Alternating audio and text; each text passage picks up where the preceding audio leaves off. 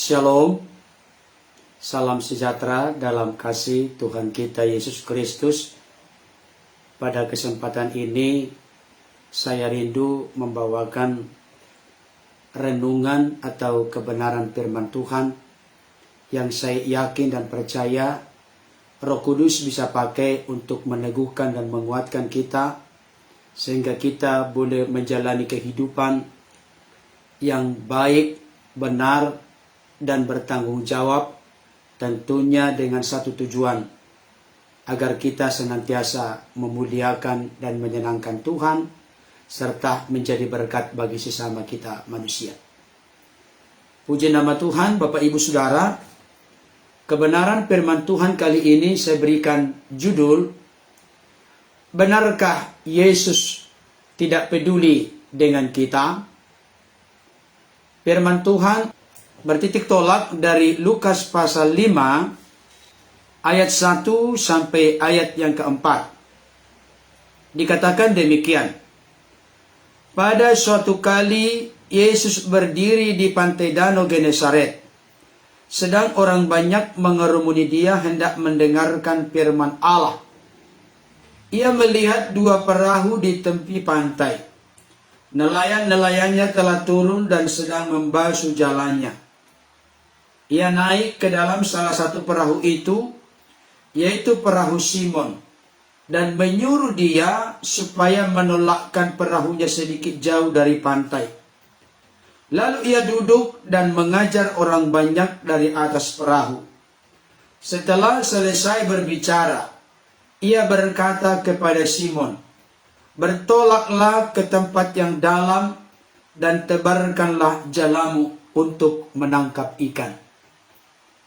Bapak Ibu Saudara yang dikasihi Tuhan, yang berbahagia adalah setiap kita yang mendengar firman Tuhan dan yang setia memelihara dalam hidup kita hari lepas hari. Seperti yang sudah saya sampaikan sebelumnya, benarkah Yesus tidak peduli dengan kita? Kalau dibuat jawaban yang singkat, praktis, sederhana, tentunya tidak benar. Kenapa? Karena Yesus selalu peduli dalam segenap kehidupan kita. Tetapi kalau kita melihat dalam pembacaan kita ini, Yesus ingin menyampaikan firman Allah kepada orang-orang yang sedang berkerumun di pantai Danau Genesaret. Oleh karena Yesus ingin menyampaikan firman Allah kepada mereka, maka Yesus pun membutuhkan sarana prasarana. Dan yang Yesus lihat saat itu, ada beberapa perahu di pantai Danau Genesaret. Yesus oleh perkenanannya memilih salah satu dari perahu itu, yaitu perahu Simon Petrus. Saya kasih tahu Bapak Ibu Saudara, kalau Tuhan memilih apa yang dipercayakannya kepada kita sebagai alat dalam tangannya, itu bukan merupakan sebuah kerugian, itu bukan merupakan sebuah kesialan, tapi itu merupakan sebuah kehormatan dan kepercayaan kepada kita. Yesus berkenan memilih perahu Simon. Itu tentunya karena kasih karunia-Nya. Dan saya lihat dalam konteks ini, Simon tidak protes. Simon tidak marah. Simon tidak mencari-cari alasan. Simon tidak menghindar. Tapi dia rela, dia mau supaya perahunya dipakai oleh Yesus sebagai sarana untuk memberitakan firman Allah. Saudara-saudara yang dikasihi oleh Tuhan. Dan bukan hanya itu. Yesus memberikan perintah kepada Simon Petrus, supaya Petrus menolakkan perahunya sedikit jauh dari pantai. Artinya ada perintah, ada arahan, ada nasihat. Dan yang sangat luar biasa Bapak Ibu Saudara, Simon Petrus tidak beralasan, tidak membangun argumentasi. Simon Petrus tidak berkata, saya sedang capek, saya sedang lelah, saya sedang kecewa. Tidak, Bapak Ibu Saudara. Ketika Yesus menyuruh Simon Petrus menolakkan perahunya sedikit jauh dari pantai, maka Petrus pun segera melakukannya. Dan akhirnya Yesus pun bisa mengajar dari atas perahu, sehingga orang banyak bisa menyaksikan, mendengarkan, dan menikmati firman Allah, pengajaran yang disampaikan oleh Yesus. Saudara-saudara yang dikasihi oleh Tuhan, seperti saya katakan kemarin, kalau kita meneliti secara serius, kata demi kata, kalimat demi kalimat di dalam bacaan ini, tidak ada satu pun sebelumnya Yesus membuat sebuah janji kepada Petrus, karena Petrus sudah bersedia perahunya dipakai, dirinya dipakai untuk menolakkan perahu itu sedikit jauh dari pantai. Yesus tidak pernah berjanji apa-apa kepadanya. Nihil, nol, tidak ada sama sekali. Murni Yesus berkata kepada Simon, dan Simon meresponi, menanggapinya dengan hati yang tulus, dengan kerelaan, dengan kesungguhan, bahkan dengan kesegeraan. Saudaraku yang dikasihi oleh Tuhan, kalau kita melihat konteks bacaan ini sebelum masuk ke ayat yang keempat, kelihatannya Yesus seolah-olah tidak mau tahu, tidak mau peduli dengan kesulitan, dengan masalah, dengan kekecewaan, dengan capek fisik yang dialami oleh Simon Petrus. Seolah-olah Yesus tidak mau tahu, tidak mau mengerti apa yang terkandung di dalam hati dari seorang Simon Petrus. Tetapi pertanyaan saya, Bapak Ibu Saudara, benarkah Yesus tidak mau tahu? Benarkah Yesus tidak mau peduli? Benarkah Yesus tidak turut merasakan apa yang sedang dirasakan oleh Simon Petrus? Saya sampaikan kepada kita saat ini, Bapak Ibu Saudara, ternyata apa yang dikatakan dalam firman Tuhan, bahwa lebih dari yang kita doakan dan pikirkan, Tuhan sanggup sediakan bagi kita yang terus membiarkan, memohon, mengharapkan, merindukan kuasa Allah bekerja dengan dahsyat di dalam dan melalui kehidupan kita. Ibu bapak yang terkasih dalam nama Tuhan Yesus Kristus, apa yang terjadi berikutnya? Ternyata siapapun yang melakukan firman Tuhan, siapapun yang menjalankan kehendak Tuhan, tidak pernah akan disepelekan oleh Tuhan, tidak pernah akan dibiarkan oleh Tuhan hidup dalam kekecewaan, hidup dalam kegagalan, hidup dalam ketidakberuntungan. Tidak, Bapak Ibu Saudara. Petrus yang rela dengan senang hati menolakkan sedikit perahunya dari pantai, ternyata di dalam benak Yesus, di dalam pikiran Yesus, di dalam kehidupan Yesus, Yesus tahu segala seluk-beluk kehidupan Simon Petrus. Yesus tahu apa yang dibutuhkan, apa yang dirindukan, apa yang menjadi kekecewaan dari seorang Simon Petrus. Apa argumentasi saya berkata demikian? Buktinya Bapak Ibu Saudara, di ayat yang keempat dikatakan demikian. Setelah selesai berbicara, perhatikan baik, setelah Yesus selesai mengajarkan firman Allah kepada orang-orang yang berkerumun di sepanjang pantai Danau Genesaret, maka ada waktunya, ada momennya, ada peluang, ada kesempatan bagi Yesus untuk memberikan perhatian istimewa, perhatian yang khusus kepada Simon Petrus. Ini yang ingin saya golkan dan sampaikan kepada Bapak Ibu Saudara.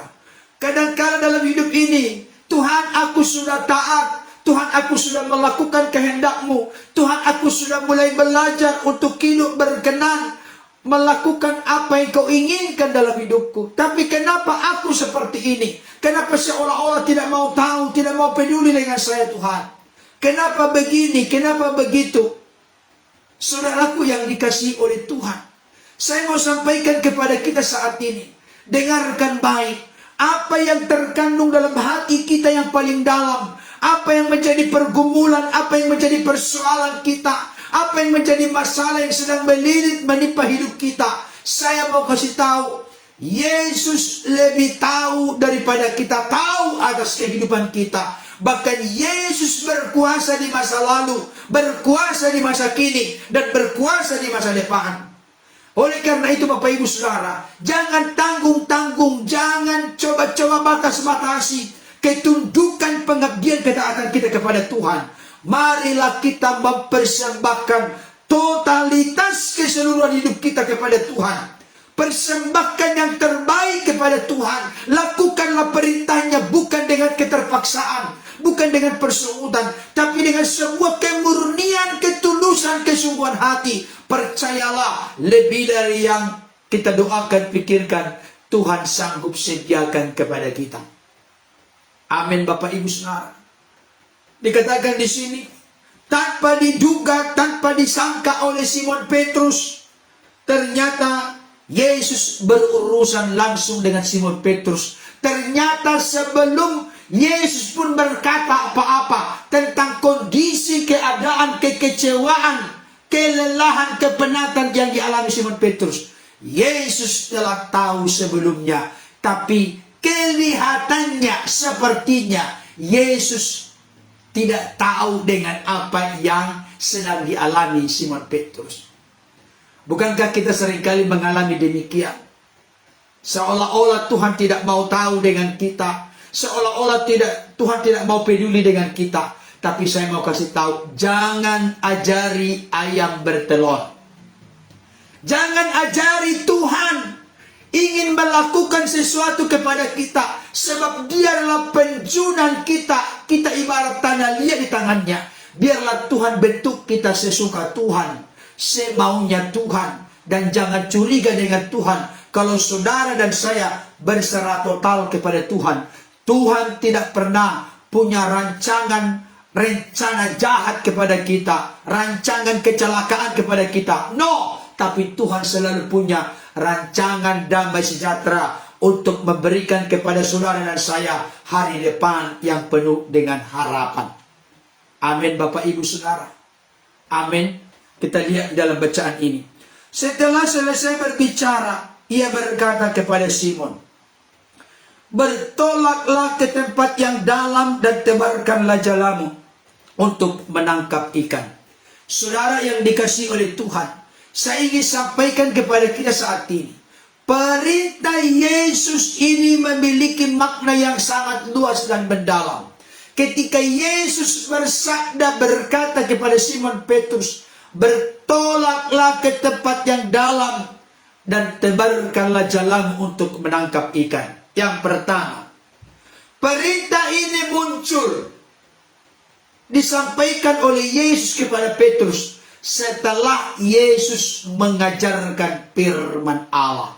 Dengarkan baik Bapak Ibu Saudara. Ada mutiara kebenaran yang penting kita soroti, perhatikan di sini. Ada banyak orang ketika datang kepada Tuhan, yang dibutuhkan utama adalah bagaimana dia mengalami mujizat Tuhan, mengalami keajaiban Tuhan, mengalami kuasa Tuhan yang spektakuler. Tapi saya kasih tahu, sebelum itu Yesus lakukan kepada Simon Petrus, Yesus mengajarkan firman Allah terlebih dahulu. Dengarkan baik, sangat logis dan masuk akal. Mari kita berpikir sejenak.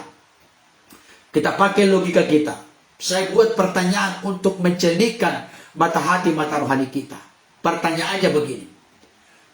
Sepanjang Yesus memberitakan firman Tuhan kepada orang-orang yang berkerumun di sepanjang pantai Danau Genesaret saat itu, di manakah posisi Simon Petrus?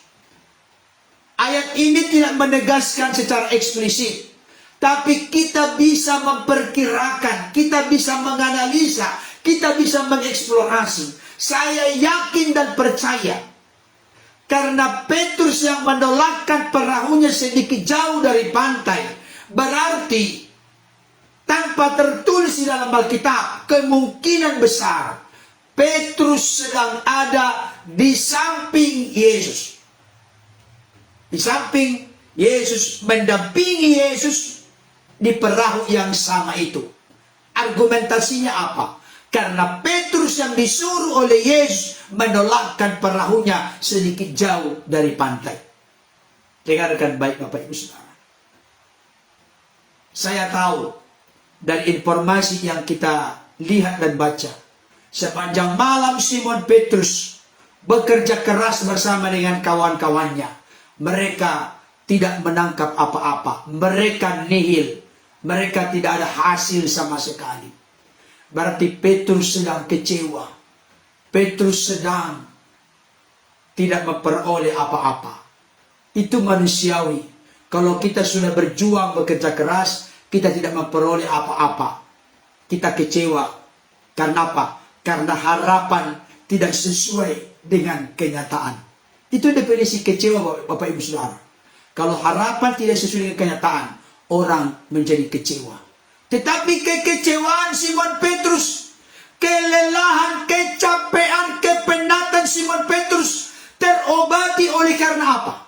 Oleh karena Simon Petrus yang duduk di samping Yesus di perahu yang sama, ketika mendengarkan, menyaksikan Yesus mengajarkan firman Tuhan, maka dia pun dikobarkan, dia diteguhkan, dia dikuatkan, sehingga dia disiapkan untuk menerima mujizat tahap berikutnya, keajaiban yang Yesus mau kerjakan.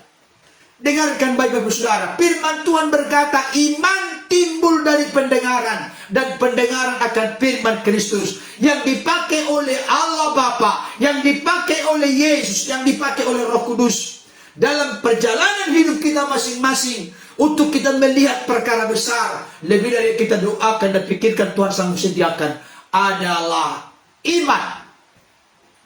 Dan sebabnya kitab Ibrani pasal 11 ayat 1 berkata, iman adalah dasar dari segala sesuatu yang kita harapkan dan bukti dari segala sesuatu yang tidak kita lihat. Iman itu dasar pondasi dari pengharapan. Kalau seseorang tidak punya iman, maka akan pupus harapannya. Dia akan kecewa dalam hidup. Hanya firman Tuhan yang sanggup memulihkan kita, membangkitkan iman kita, sehingga kita siap, bejana hati kita, bejana hidup kita siap untuk menyambut mujizat, pertolongan, keajaiban, perbuatan Tuhan yang besar. Ada satu peristiwa di dalam perjanjian lama. Siklak dibakar. Istri, anak-anak Daud dan anak buahnya ditawan semua. Harta benda mereka diangkut semua. Bayangkan, tempat mereka tinggal dibakar habis. Istri, anak-anaknya ditawan. Harta bendanya dirampas oleh musuh. Apa yang terjadi Bapak Ibu Saudara? Maka Daud bersama anak buahnya menangis. Firman Tuhan berkata sampai mereka tidak kuat lagi menangis, karena begitu berat dan begitu besarnya masalah, pergumulan, persoalan yang mereka hadapi. Tetapi apa yang terjadi Bapak Ibu Saudara? Ada sesuatu yang sangat menurut saya tidak pas. Apa itu? Ketika masalah yang begitu berat dan besar dihadapi oleh Daud bersama anak buahnya, maka anak buah Daud berupaya untuk melempari Daud dengan batu. Bayangkan, kalau di tengah-tengah tidak ada masalah, mereka datang supaya Daud menjadi pemimpin bagi mereka. Mereka dilindungi, ditolong, dibela, dipelihara oleh Daud. Tapi ketika ada masalah, mereka mau menyalahkan Daud atas segala masalah, persoalan berat dan besar yang mereka hadapi. Bapak Ibu Saudara dikasih Tuhan, tetapi Daud tidak membalas kejahatan dengan kejahatan. Justru Daud tidak marah kepada mereka. Kamu siapa? Sekarang kita sama-sama mengalami kesulitan. Kok kamu yang menyudutkan, menyalahkan saya? Tidak Bapak Ibu Saudara. Yang Daud lakukan dalam situasi kondisi yang genting, dalam keadaan yang sangat terjepit, Daud menguatkan kepercayaannya kepada Tuhan Allahnya. Saudara dikasih Tuhan, di tengah-tengah kita dalam keadaan kecewa, di tengah-tengah kita dalam keadaan bergumul, saya mau sampaikan saat ini Bapak Ibu Saudara, Dengarkan baik. Mari kita datang menguatkan kepercayaan kita.